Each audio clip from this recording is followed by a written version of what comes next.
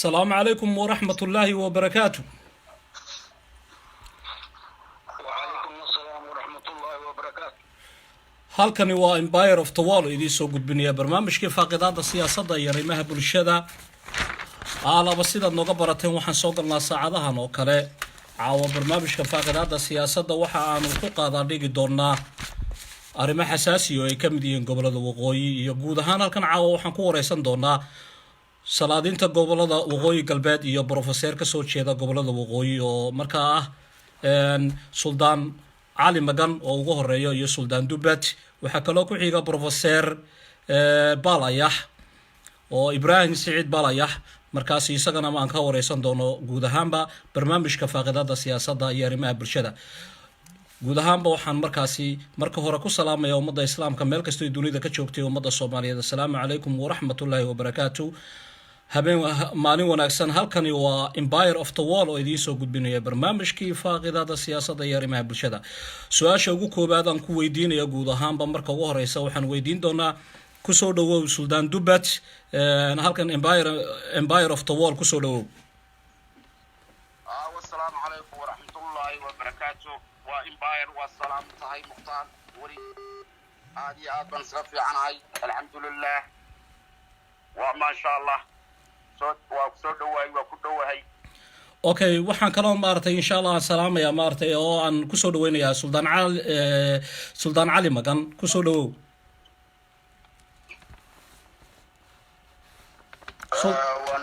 waan dhawahay salaamu calaykum waraxmatullaahi wabarakaatuh waan dhawahay adeer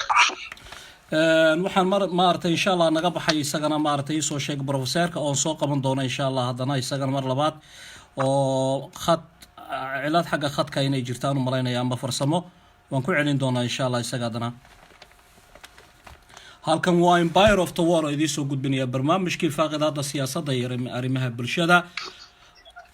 professor may maqashaa cilaad xagga farsamada ayaa jirta insha Allah professorka si gaar ah isaga u wareysan doona insha Allah markaan soo qaban doono barnaamijkeena wadanayna waayahay sidaad u aragtaan xaaladaha ka jira gobolada maartay soo sheegay Sool iyo Sanaag iyo Awdal guud ahaan geeyiga waqooyi galbeed sidaad u aragtaa maartay Suldaan Dubat assalaamu calaykum waraxmatullaahi wabarakaatuh Dr. Mukhtaar waxaan u arkaa in maanta ay u baahan tahay badbaado qaran ummadaas waqooyi waxaad ogtihiin in aynu axdi qarameed dhiganay axdi qarameedkiina laga baxay maanta se ay guruub u afduuban tahay marka waxaa loo baahan yahay in sidii oo aad ogeyd in 19 lagaga dhawaaqay burco low 3 qodobna la qaatay in xabadda la dhigo la iscaafiyo diinta islaamka la isku xukumo kadib 19 la boorame axdi qarameed lagu dhigtay waxaalaale wixii labada gobol lagu kala saxeeday bulshada goboladaas ka kooban ay isugu yimaadeen meesha way ka baxeen marka waxa loo baahan yahay badbaado qaran in ummadda la badbaadiyo shacabka la isku dirayo suldaanka waxaan ku weydiinayaa guud ahaan waxaad ka soo jeedaa gobolka Togdheer halo may maqashaa waa ku maqlaa sidaad u aragtaa maartay arrin gobolada Togdheer xaaladaha ay ku jiraan iyo Sool iyo Sanaag waxaynu ognahay wariye maanta gobolka Togdheer qaybina waa red qaybina waa yellow waa laga dhigay kartay miisaaniyadii dawladda hoose waxaynu ognahay maanta in inta la isku siiyay Awdal iyo Togdheer inay ka badan tahay inta la siiyay Gabiir waan garanay iskuulkeedii Germany 64 uu qoray in jigjiga yar laga dhisay kartay in iska daabuu hoodle uu yahay soona aan la geli karin buu hoodle oo debruca ka tirsan okay guud ahaanba maamulka isku magacaabay Somaliland ee uu maamulo Muuse Biixi iyo maartay ina ka ahayn sidaad u aragtaa nimankani iyagu waxa weeyaan niman calooshooda iyo caruurtooda u shaqaysanaya niman umad isku keenayana maaha nimankan qaaxaan wada joognay waa nimankii SNMta baabiiyay waa nimankii dagaalada sokeeye waxa loo baahan yahay badbaado qaran in ummadda laga badbaadiyo intaan la isugu gelin guriyaha sidaad u aragtaa in loo sameeyo maamul goboleed ay leeyihiin maartay gobolada waqooyi guud ahaanba maartay waqooyi galbeed iyo waqooyi bari waanu wadnaa arrimaha waanu wadnaa isimaana waxaan ka shaqaynaya siyaasiya culimo awdiin ka soo jeeda u dhashay dadkooda iyo dadkooda ka naxaya. okay waaya waan kugu soo noqonayaa suldaan waxaan weydiinayaa suldaan cali magan soo dhawow. waan dhowahay weri sidaad u aragtaa xaaladaha ka jira gobolada awdal ee guud ahaanba lagu dilay ninka kadibna la leeyahay xaaladahaas xaalado laga soo waariday weeyaan magaalada hargeysa kadibna la doonaya in mashruucii weynaa ka jiray magaalada boorama oo markaa ahaa 3 milyan ku baxayay mashruuca biyogelinta iyadoo la doonaya caqabad in lagaga dhigo oo kadibna la baabiyo guud ahaan sidaad u aragtaa arrintaas? marka hore waan ku salaamay adeer waana mahadsan tahay su-aashaadii weydiisay. haddaan si toosa u abaaro waxa weeji dhibaatada awdal ka taagan intuu maanta bilaabantay maahin intii uu ninka maanta meesha jooga hargeysa uu jooga uu yimidayba hawshaasi hawl joogtaa bay ahayd. markii ugu horreysana maaha, waxaa jirtay mar kale oo ninkani badha saabka uu sameeyey koox laga soo alada Jabuuti oo dabliya la keenay si nabadgelyada dadka khalkhal loo geliyo loo yiraahdo waxbay sameeyeen iyaa rag calooshooda u shaqaystaana iyaa la soo qaaday. waxaa lagu dilay meel saylac garabkeeda sidaad horeba u ogtihiin dad iska hurda iyo hameen madow dhulkii lagu laayay. waa kow. mar labaad waxaa ku xigtay halkani la yidhaahdo gargaara baray in muxuu ahaa lagu halkaa muxuu ahaa ciyaal iskuul oo halkaa jooga in lagu dilay oo weliba waraabo loo dhigay. waxaan dil adduunyada ka dhicin ilaa maxay ahayd halkaana lagu sameeyey ahayd. tani iminku waa markii saddexaad. mawduuca isaga nin baa u xil saaran. ninkani badha saabka magaalada boorama lagu magacaabay ee joogi wuxuu ka soo jeedaa waa nin soo xil saaray. wax kale looma soo xil saarin sidii gobolka loo baabiin lahaa hadday dhaqaalo tahay iyo hadday nabadgelyaba tahay. kan habeen hore la dilayna dilay iyagaa gacantaa lahaa oo ka dambeeyey si rag aan dembiga lahayn loo qaqabto oo loo xirxidho oo loo laayo weliba loo qisaaso iyaa falankaa loo sameeyey. sidaa darteed waxaasi wax iminka bilaabmay maahin, wax gelinba soo jiitamay weeyaan adeer. okay waxa weeyaan dhawaan waxaa bilaabmi doonaa insha allah oo la isku diyaarinayaa maaragtay xasuuqii ba'naa ee ka dhacay gobolada awdal guud ahaan uu ka geystay maamulkii snm nimankii hor socday ee guud ahaan la oranayay muuse biixi oo markaasi ahayd February 4 February iyadoo dad badan halkaasi lagu laayay oo ilaa guud ahaan 1400 oo qof baa magaalada dilay iyo boorama guud ahaan gobolka awdal lagu laayay. sidaad u aragtaa arrintaasi maxaysan aad oran lahayd maaragtay dadka gobolada awdal ee ku dhageysanayaan? dadka gobolada awdal waxa weeji arrintaasi way og yihiin. wax maanta inaa loo tilmaamo ay u baahan yihiin ma jirto. laakiin waxa weeyaan anigu waxaan oran lahaa waxani ninkani imika horta maanta meesha joogi waa ciidamadii raggii burcada ahayd ee allaha naxariiso janno siiyey ninkii siyaad barre oo nin muwaadin ahaa iyaa u diiday ka celiyey inay dadka iyo dalka ay dadku wuxuuga ay dhacaan. dabadeed toole waxay ku dhaqaaqeen inay meel kasta ay ka helayaan danahooga inay samaystaan. iminka gelin waxay ku soo dadaaleen siday halkaa u iman lahaayeen. allah qadaray markii dadkeenu calooshoodu xumaatay waxaan waa cadho ilaahay baan u maleeyey. waayo haddayna cadho ilaahay ahayn ninkaasba meesha ma yimaadeen. muxuu ahaa calooshiisa u shaqaystihii ninka maanta meeshii markii uu yimiday wixii dadku ay wada lahaayeen meel okay systemka maanta ku shaqeynaya system Djibouti lagaga yaqaano oo lagaga shaqeyn jiray weligeed bay ahayd. tii uu soo koobiyey afka qaalaad waxa lagu yiraahdo goobi uu soo sameeyay tii uu soo sajiray tii baa hargeysa maanta lagaga dhaqmaa in ummadda la isku diro si dantooda iyo dalku muxuu ahaa dadka nin ku dhaatay gacantiisa ugu dhacdo iyo waxaan loo sameynayaa ummadii baa la isku dirayaa iyaga gacantooda ku leynaya dadka waa kugu soo noqonaya suldaan cali magan waayahay kasta lagu leeyahay cid ورجع سيستم كمان شبر عدلي هرجع فديه وأنا مقرأ اوكي waan kugu soo noqonaya haddana waxaan ku noqonayaa suldaan dubad suldaan dubad ma maqashaa وأكو مقرأ waxaan ku weydiinayaa xaaladda ka jirta gobolka awdal ee guud ahaan la sheegaya in arrintaasi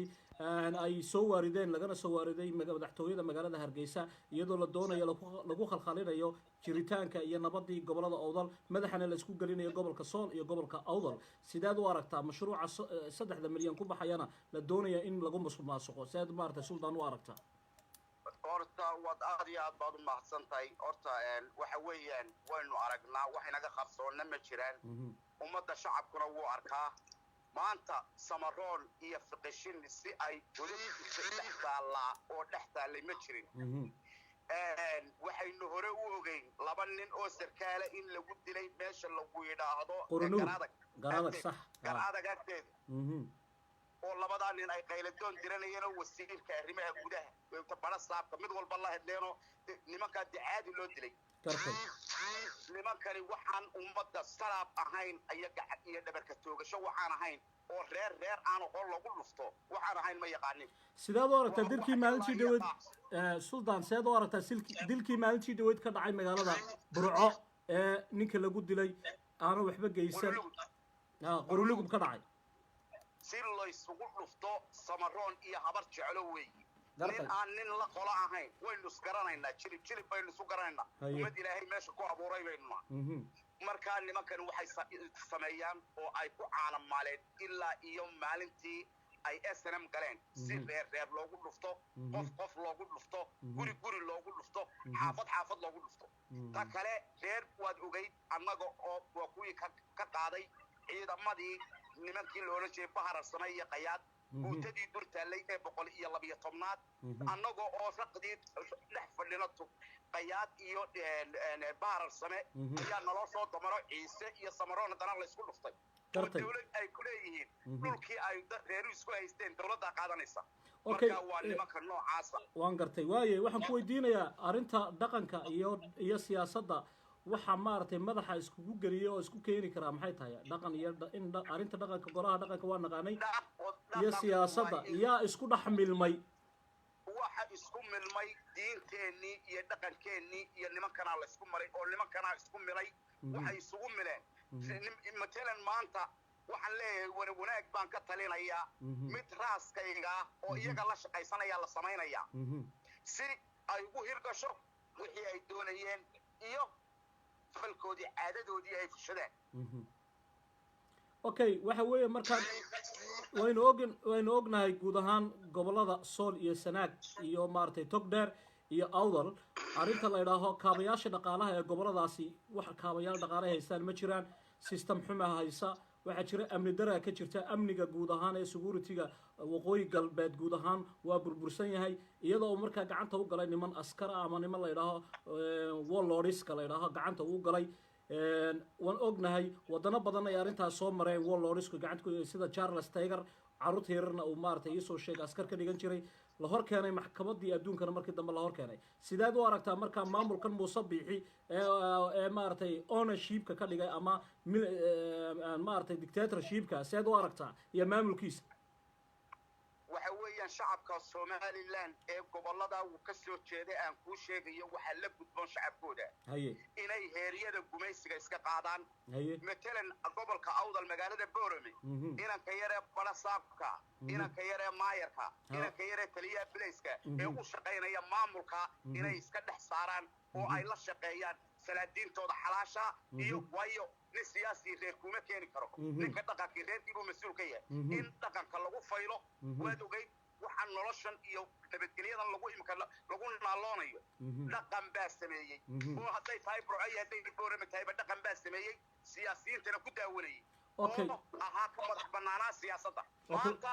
dhaqankii baa gacanta u galay nimanka korneylada waanaynu ka soo saarinaa insha Allah Abdullahi Karim insha Allah waa isugu waxa weeye waan kugu soo noqon doonaa waxaan doonayaa Suldaan Cali Magan inaan ku weydiiyo ma maxay arinta dhaqanka iyo dhaqaalaha iyo arinta siyaasadeed ee maartay madaxa la isku milmay dhaqan iyo dhaqaale oo isku milaan moodo odayadii dhaqanka iyo dhaqaale ee gobolada awdal inay ku milmeen siyaasadda maxaa kalifay sidaad u aragtaa maartay maamulkan Muuse Biixi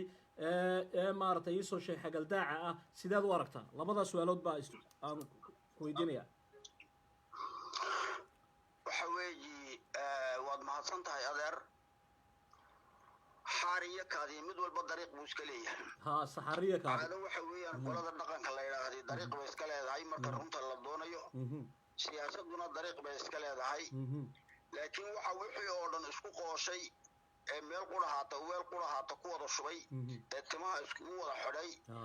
in si dadkii looga faa'iideysto oo ninba una fursad u ku soco waa lagu maqlaa halo may maqshaa ku soco si dadka looga muxuu dalka dhaqaalihiisa looga faa'iideysto iyo waxa loo samaystay ragga burcadee meesha fadhiyay maamul maahan waa burcad caadi ah marka waxa weeyii si ay dadka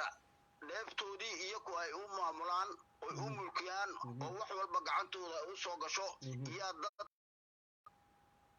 wankii iyo siyaasaddiiba meel quraata la iskugu keenay aqal quraha lagu wada xidhay family qurahaatina uu wada maamulay okay su'aasha labaad aan ku weydiinay may maqashaa suldaan waxaas way dhammaan doonta waqti dhow dadkuna way wada arkayaan ilaahay waayahay may maqashaa suldaan si fiican xoogaa khadka ayaa kaa maaragtay qaldan khadka ayaa xoogaa maaragtay kaa googo-aya waan ka xumahay kaasina waxaa suldaan cali magan waan kusoo noqon doonaa may maqashaa suldaan dubed suldaan dubed waxaan leeyahay maaragtay iisoo sheeganaa sideed u aragtaa arrinta maaragtay iisoo sheeg la doonayo in dhaqankii iyo dhaqaalihii maadaama ay isku mirmeen in la doonayo kaabayaasha dhaqaalaha gobolada oodal in iyo soolba iyo sanaagba la doonayo in lasoo saaro naturalkii ama maaragtay iisoo sheegaya ku jiray goboladaasi in la musuq maasuqo in la keeno shirkado kale la keeno oo markaa musuq maasuq lagu sameeyo sidaad imika u aragtaa oo laga soo saaro oo la yidhaha dahab baanu soo saaraynaa ama salaadiinta gobolada oodal lagu xidho salaadiintoodii ugu waaweynaa waa khalad waanaanu ka soo horjeednaa cid ka soo saari kartaana ma jirto waxaad ka sheekaysaa buurtii waxaan kuu sheegayaa buurtii samuud 30 sannadood baa la guranaya dadkii deganana waa kuwan baaba'ay gartay wax loo qabtay ma jiro markii awda la xaalufiyey baa waxa la gaaray saaxil waa kuwan imika inabadii reer meesha lagu yidhaahdo faqaayib ay buuraha galeen gartay waxa loo socdaa sanaag waxa waanu wacyi gelaynay wax geli karaana ma jiro wax macdan la soo guri karaana ma jiro waayo nimankani boob bay wadaan shacabka ayay boobayaan iyo khayraadkii waad ogay ingiriis waxaanu ka saxeexana inaan aan buuraheenna la taaban inagoo oo aan hub haysan oo aan dawlad ahayn inaanu ku dhalin maantana waxa leeyahay xoolaha iyo dadkaba hala sameeyo waxaanu ka yeelanayna maaha waxaanu aqbalanayna maaha waxay yeeli karaanna maaha waxay samaysan karaanna maaha shacabka iskale dhaqanka iskale wax suldaan ku milmay oo nimankaa u shaqaynayaana ma jiro okay waan gartay assalaamu calaykum cabdilaahi maxamed muuse may maqshaa cabdilaahi maxamed cali yaan bootaan waxaan ku weydiinaya waxaan ku jiraa halkani waa empire of the wall oo maaragtay barnaamijkii faaqidada siyaasadda iyo arrimaha bulshada wadda waxaan doonayay maaragtay kusoo dhawow horta marka hore maaragtay TV-ga empire of the wall aad baan idinka mahadcelinayaa waan idin salaamayaa empire of the wall TV iyo shaqaalihiisa iyo xiriirkiisaba waan ku dhowahay waa cabdilaahi maxamed cali jaamac yaanboota siyaasiga weyn waxaan ku weydiinayaa insha allah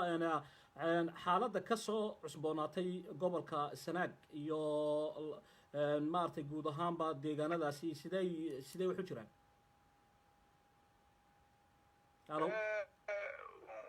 waa su-aal wanaagsan beryaha kan dambe ee gobolka sanaag sidiisaba xaaladiisu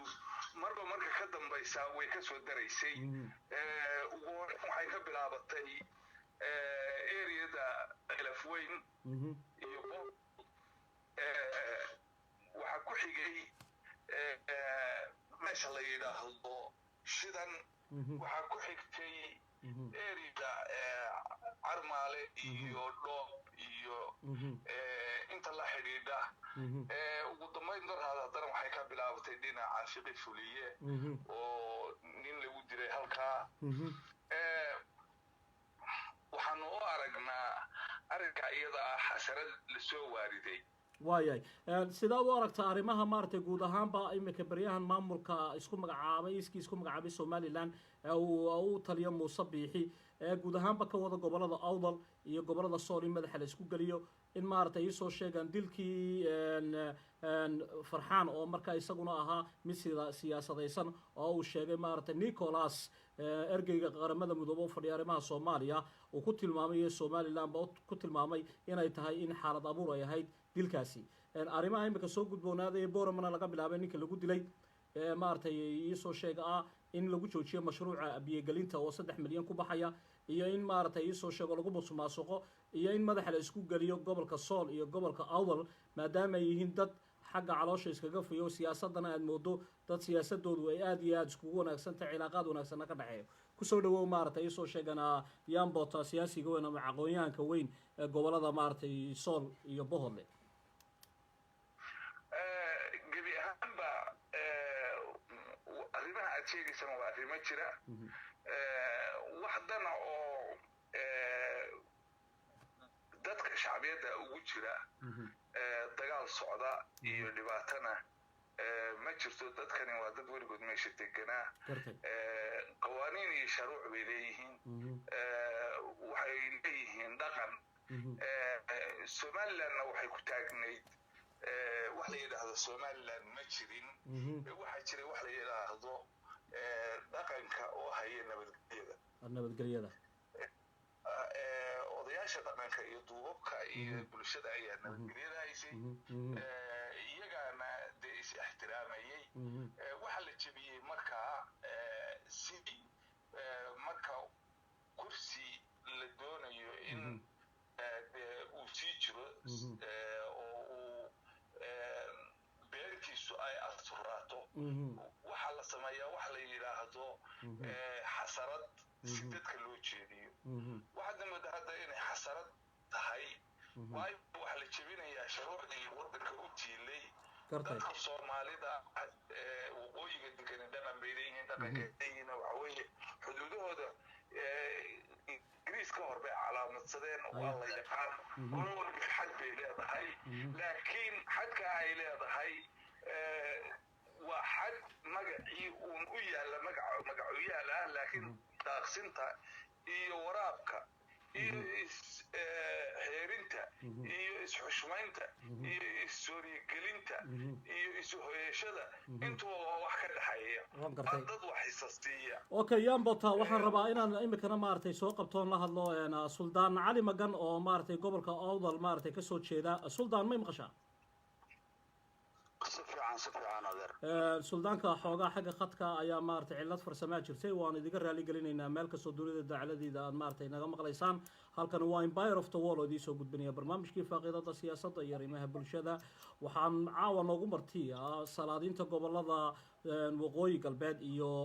siyaasiyiintoodaba way noogu marti yihiin waxa kale oo noogu martay professor Baalayax oo isaguna maartay cilad xagga farsamada iyo xaalada ay darteed jirto ka codsaday oo ka cudur daartay waxaan markaa imika aan rabaa inaan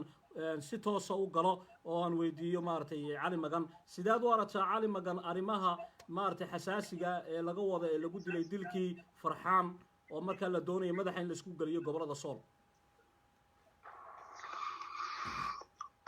mahadsantahay wariye waxa weeyi dilkaasi dil qorshaysan buu ahaa waxa dadkani la doonayo gobolkan Awdal degan inaan lagu khalkhaliyo weeji waxaana waxa ka dambeeya maamulka Hargeysa si dadka barkood loo laayo si dadka barkood loo xirxiro si dadka barkood sida waliba maqlayseen dad aan dambi gelin loo dilo oo xafiiska loogu xirxiro darteed baa waxa loo sameeyay khayraadka halka iyo hawshii halka laga wadayna si loola wareego oo rag ay lacagtii yareed halka loogu tala galay ee hay'adaha adduunyadu ay ku caawiyeen si ay iyaga jeebkooda ugu dhacdo oo hawshii ay u baaqato iyo waxa loo sameeyay adeer okay waayahay waxaan doonayaa inaan ku soo noqdo Suldaan Dubad may maqashaa suldaan dubbad qaal waxaad noo caddaysaa ood noo sheegtaa siday u aragtaa arrinta maaragtay farxaan ee uu ku tilmaamay ergeyga u fadhiya qaramada midoobay soomaaliya somaliland nicholas oo uu yidhi waxa weeyaan arrinta waa arrin siyaasadaysan dilkii farxaan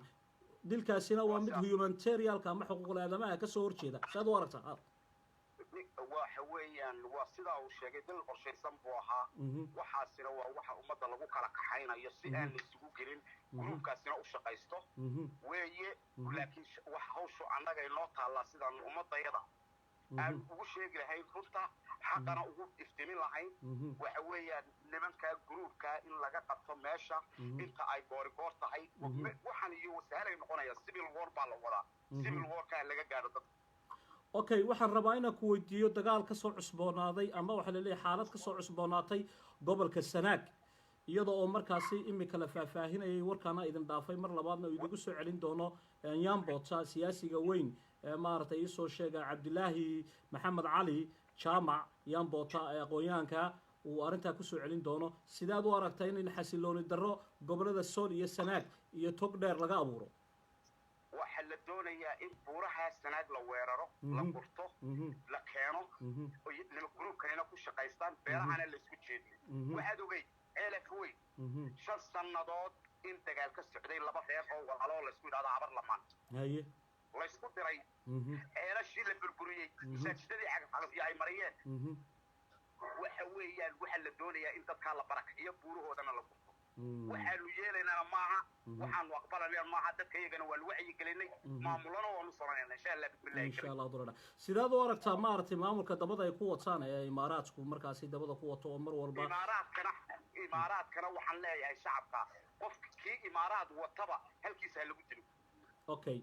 waayo waxaan ku soo noqonayaa maartay siyaasiga weyn ama aqoonyahanka weyn Cabdilaahi Maxamed Cali Jaamac Nyambota waxaan leeyahay maartay ku soo dhaweeyaan Botan sideed u aragtaa guud ahaanba nidaamka iyo maamulka ka jira gobolada waqooyi ee maartay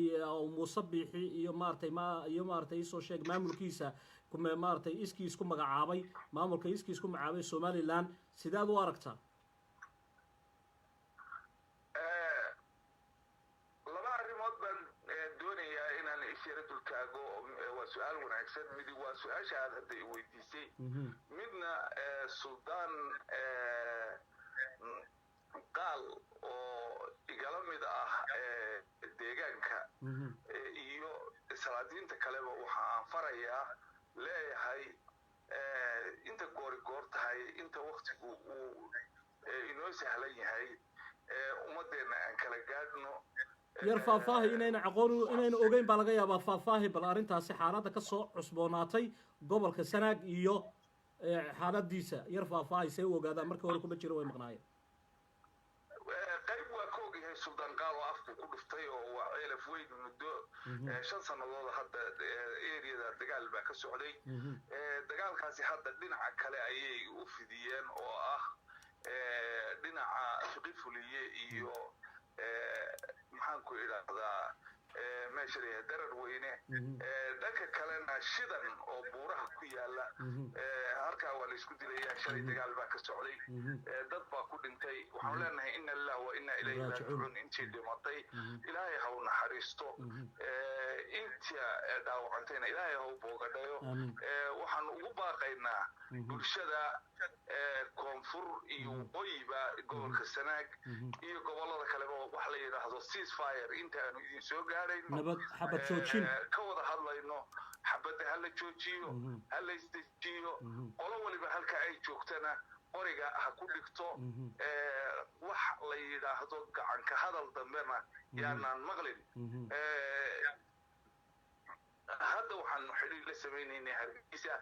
iyo odayaasha salaadiintii ilaa iyo bari gobolka bari waxaanu leenahay ceasefire waxaanu kala ka codsanaynaa odayaasha salaadiinta uu ka mid yahay Saciid Cabdisalaan Maxamed Cali Shire boqor Saleebaan Garaad Saleebaan iyo garaadada kaleba dhammaantood inay dadka la hadlaan xabad joojin la sameeyaan xabad joojin ay sameeyaan kuna noqdaan si degdeg ugu noqdaan gobolladii meel kastoo ay joogaan dadkana kala dejiyaan kalana fadhiisiyaan xiriir toosan laysugu keeno oo markaa iyagii la xiriiriyo sharciyadana lagu noqdo u yiilay sharciga islaamka iyo sharcigeennii hore inoo yiileen arrinka ahaa taasi waa mid suldaan qaal waxaan kugu noqonayaa dee intaas waad og tahay in dagaaladaasi ilaa doraad ay ka socdeen gobolkaas sanaag waxa khasaaro dagaalada ay keeneen ma jira ha dhimashaa jirta dhaawac baa jira imise qof baa ku dhintay dagaalkaasi labada dhinac ma sugna dhinaca shalay dagaalkii ilaa maqribkii socday ee gushidan laakiin in dhimashu jirto waa ognahay dhinacan la yidhaahdo fiqi fuliye nin baa la sheegay iyo nin dhaawaca marka hawshu ma yara wakti cidi naga dhimatana maanta ma joogno wax loo dhimanayana la garan maayo waayahay ana maaragtay isoo sheega suldaan dubbad ayaan rabaa inaan suldaan cali magan baan rabaa arrinkaasi maxaad maaragtay ka oran kartaa arrinta dagaalka ka soo cusbanaaday fuqo fuliye in maaragtay la sameeyo xabad joojin allaha u naxariisto guud ahaanba intii ku dhimatay intii ku dhaawacantayna ilaahay oo boogadhayo ayaanu leenahay kusoo dhawow maaragtay suldaan cali magan waan kusoo noqonayaa suldaan dubbad waxa weeye adeer anugu arrintaasi waa wax horta murugadeeda leh waa wax naxdinteeda leh waa dab uu munaafaqshiday mu'min baa ku gubtaa layidhi waxaanay munaafiqiinta hargeysa fadhiya adeerkaya uu ka dambeeya marka anigu waxaan odhan lahaa oo qurahaata anuu hadalkayga soo ururinaya talada dadkaad siinayso in muxuu ahaa ay iyagu tashadaan oo waxaanay dadkan isku diraya ay dhagahooga ka laabtaan kulley horta maamulka hargeysa jooga dhammaan waktigiisiiba waa dhammaaday waktigiiba in yar baa u hadhay waa kala guur baa la joogaa kala guurka intaa yaray hadhay in aanan muxuu ahaa dadkeena aan loo leyn xilli dad la laayo waan dhaafnay aqligu waxaa haddii tore waa ka koray muddadii dadku ay budud ahaayeen maanta ma joogno marka aqligu ha shaqeeyaan odhan lahaa walaalaha iyaga halkaa isku leynayo dagaalka ha la joojiyo hana la tashado nin walba beeshiisa gacanta ha ku qabto raggan munaafiqiinta ee meesha ku dhex jirana dhinaca la iskaga saaro amar iyaan laga qaadanin nin walba beeshiisa meelaha iskugu yeedho tala guud inaan ka galno waxaasoo dhan nabadana la soo dabaalo ayaanu kulley ku talin lahaa waayo kaasi wuxuu ahaa suldaan cali magan oo maaragtay tala iyo maaragtay tusaaleyn siiyey waxaan marka kusoo dhaweynayaa suldaan maaragtay dubbad qaali maxaa kusoo dhawow suldaan dubbad qaali sideed u aragtaa maaragtay dagaalka maaragtay fiqi ka jira deegaankaasi ka jira guud ahaan oo maaragtay isoo sheeg la sheegayo dhimasha inay jirto ilaahay ha u naxariisto intii dhimatay inaa lillahi wa ilaa raajicuun waxaanu markaa ugu baaqaynaa in maaragtay ay joojiyaan xabad joojin la sameeyo maxaad maaragtay ka oran lahayd laba kelmadood adoo la talinayo taliya tusaaleyn ba sheegaya inna lillahi wa inna ilayhi raajicuun bana waxa jirta ilaahay u naxariisto inta dhaawacana ilaahay ka kiciyo aamiin waxaan leeyahay oo aan baaq nabadeed u dirayaa labada beelood ee meesha isku degaya ee mashruuca lagu soo raray biyaha wada cabtaan lixdan kun oo sannadood baa meesha ilaahay ku abuuray weligiinba wax waa laysku qabsan jiray ceel waxaan oo kale dagaalka siyaasadda waxaan leeyahay dhaqanka odayaasha dhaqanka ee beelaha ka soo jeedo dad islaami haddaad tihiin dhiiggiinaa kala gaadha dad islaami haddaad tihiin waa la isku kiindiraya maantadan waa la barakicinaya dhulkoodaa la guranaya war shacab iyo how ilaahay inta ka yaabtaan joojiya xabadda oo salaadiintiina u dhex gala haddii aan salaadiintoodu kala gaadhin nimankana way isku sii dirayaan yaanay idin soo dhex gelin yaanay idinku milmin idinku heshiiya gudihiina heshiiya intaasaan oon lahaa okay waayo waxaan rabaa inaan mar labaad ku noqdo yaan bootaa maxaad yaan bootaa maaragtay oran lahayd insha allah sideed oran kartaa arrintan maaragtay lagaga bixi karaa in caqabadahan isku dirka ama se maamuladan xaggee laga soo waariday baad oran kartaa horta waxaan idin doonayaa aad baad u mahadsan tahay inaad igu soo celisid waxaan rabaa inaan saddex wax idiin sheego saddexda waxa mid hawada waxaan u marinayaa barasaabka gobolka Sanaag Timbro waxaan leeyahay Timbro waa Cabdullaahi Maxamed Cali aniga reer Hargeysa diitiqiin inaynu isku guri ahayn baad garanaysaa Allah u naxariistee biixi caali wuxuu ahaa caaqil nin dhaqan baa tahay maanta siyaasad baad matalaysaa laakiin dhaqankaagii ku noqo anigu kula hadli maayo dowlad ahaan iyo maamul ahaan arrinkana waxaad u gashaa gobolka si dhaqan iyo wixii adeeda u lahayd oo aynu isla niqin labadan waxaynu ahayn laba nin oo walaalaha oo meel ku wada koray oo isyaqaan awowka awow ilaa iyo weligeedna meel wada joogay taas waa mid waxaan kale oo doonaya inay faa'iidaysto maayarka magaalada inaan idhaahdo Ismaaciil Xaaji Nuuro nin walaalaha meel ku wada dhashay waxa meesha ka socdana wax loo adkaysan karo ma aha waxa tahay hogaankii dhaqanka weliba ka soo jeeda 3 beelood ee ugu waaweyn ama 4 beelood ee meesha dega dhiig iyo dhaqanba intaana waynu nahay in waxaan ka codsanayaa inaad ka saartid siyaasadda iyo maamulka iyo waxa la soo waaridayo oo aad u daysid farahana uga qaadaan odayaasha iyo dhaqanka haddii aad galaysaan aad hab dhaqan u gashaan aydan u gelin hab maamul iyo hab dawliya midnaba taasi waa mid ta kalena waxaan leeyahay waxaa jira wax la yidhaha fundamental aynu leenahay iyo sharuucdeennuna waxayna faraysaa dhulkeenu wuu calaamadsanaa ilaa iyo ingiriiskiina dadku waa kala calaamadsanaa qolo walba in la yidhaahdo dhulkaagii iyo calaamadaadii wax iska bedeli karaa ma jiro wada daaqana weligiinba waa wada daaqayseen ilaa iyo lawyacaddo ilaa iyo meesha la yidhaahdo beri gunti qofka marka abaari hesho marka maxaan ku idhaahdaa duruufo kale wadan de waa la wada daaqaa waana dhulkana waa la wada leeyahay taa in aad ku salaysaan dadkana inaad nabadgelyada ku soo celitaan ciidamadan iyo waxaan dhex yaacayana in laga dhex saaro taana waxaan doonayaa inaan uga faa'iidaysto inaan u gudbana waxa weeye inaan idhaahdo oo aan u sheego ma aha maamulka Hargeysa oo kaliya ma aha waxaan ognahay maamulka Puntland inuu ku jiro meesha lug ku leeyahay lugta uu ku leeyahay maana ka ahayn daacada labada maamulba uu dabada ka wado Imaaraat iyo Saudi iyo waliba balaayo kale oo ka sii dambaysa kuwaas waxaan idinka digayaa waan idinaarnaa waanoo muuqataan idinkama aqbalayno in ninbaninku ka qaalisan yahay in doorka dalka laga laayo idinka oo maxaa ku yidhaha afka duubanaya waxa afka duubanaya waxa wax laynaya waxa wax isku dirayaana waa idinka waana idinku caddahay waana idin ognahay bilasxaanakum waxaanu idinka codsanaynaa in waxa aad wadataan iyo idinkuba aad dib uga baxdaan dadkana aadan isku dirin bulshada dadkana aydan isku dirin waana mahadsantihiin waayahay kaasi wuxuu ahaa Cabdillaahi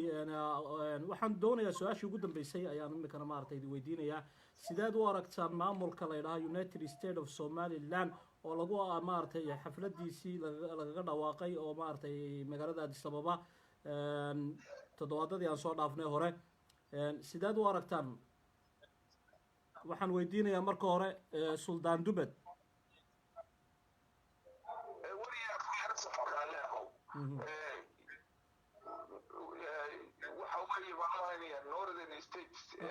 Northern State of Somalia معناها maamulka halkaasi micnaha ku meel gaarka ee laga maartay laga dhawaaqay ee wali maartay soo sheegana gudaha soo socda sideed u aragtaan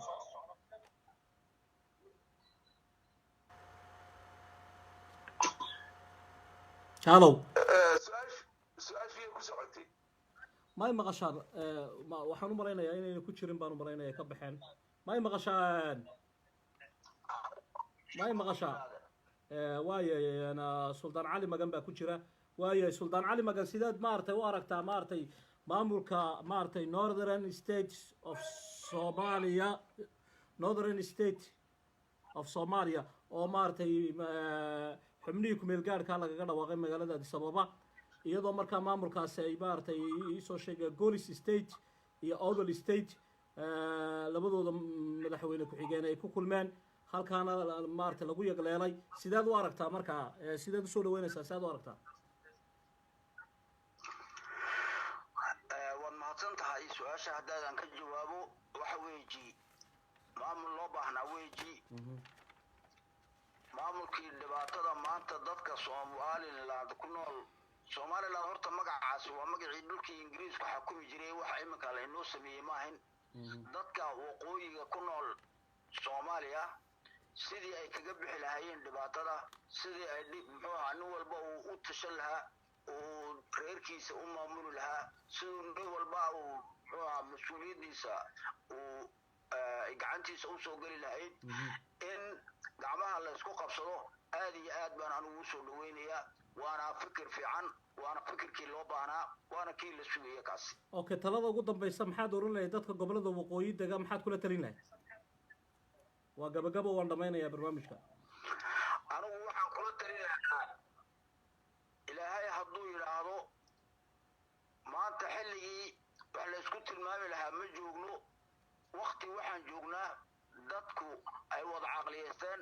dadku ay wada garaad leeyihiin dadku waxa dhacaya ay wada arkayaan ninna ayna ka qarsoonayn sidaa darteed waxaan odhan lahaa waar isku dir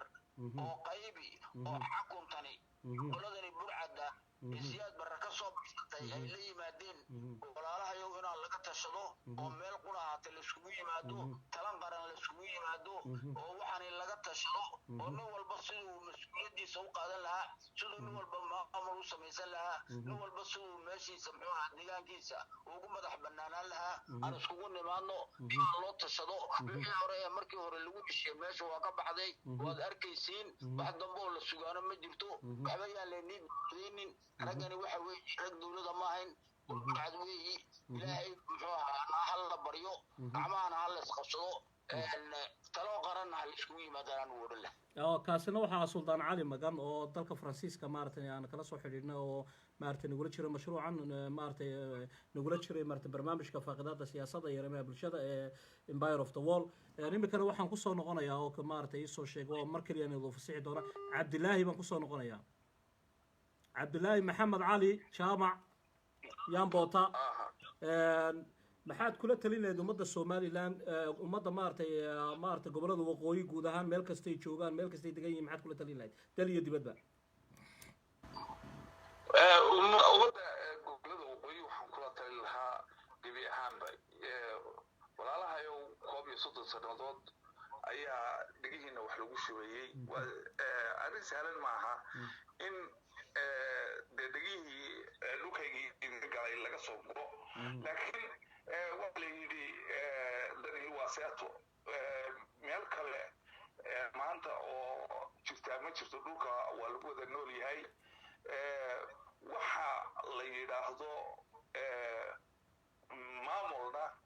maamul waa maamulka dadka jaheeya waxa laga faa'iideyna maanta ma arkay caruurtiinii iyo ubadkiinii qaarna saxaraha baaluhu ku cunaan qaarna badaha waxa ku cuna nabari yaxaaska iyo kalluunka iyo libax badeedka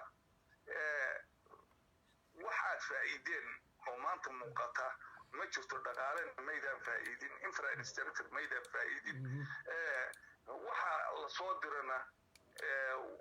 wax ka muuqda ma jiraan dad jeebadiisay galaan ama Puntland ha noqdeen ama Somaliland ha noqdeen sidaa la ajligeed waxaa muhiimadiinu ay tahay inaad nabadgelyadiina ilaashataan inaad wada noolaanshihiina ilaalisaan in aad istixgelisaan waxa la yidhaahdo laanlaana dee wax shaqaynaya ma aha haddana waxaan u hambaliyeynayaa Northern State oo ka mid ah maamulka cusub oo ka mid ah maamulka ku meel gaarka maamulada